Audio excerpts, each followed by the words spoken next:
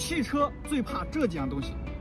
我们只需要把啤酒和可乐倒在大灯上，然后用毛巾擦拭干净，大灯就会恢复的光亮如新。咱们的车身上不知道什么时候出现了划痕，去修理厂维修至少得花几百个 W。其实它最怕牙膏，咱们只需要把牙膏涂抹在划痕处，然后用毛巾来回擦拭，漆面就会恢复的像新车一样。各种旧胶印子很难去除，其实它最怕风油精。我们只需要把风油精滴几滴在毛巾上，然后在胶印处来回擦拭，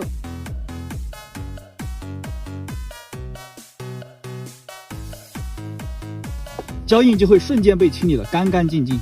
雨刮器刮不干净，我们只需要把洗洁精滴几滴在玻璃上，玻璃就会瞬间被刮得干净透亮。天窗开关时异响卡顿，其实它最怕凡士林。咱们只需要把凡士林涂抹在天窗的滑轨里，异响就会瞬间消失。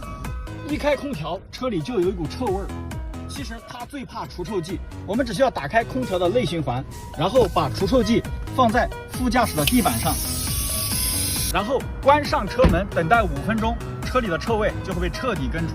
怎么样，是不是特别实用？关注我，每天学点汽车知识。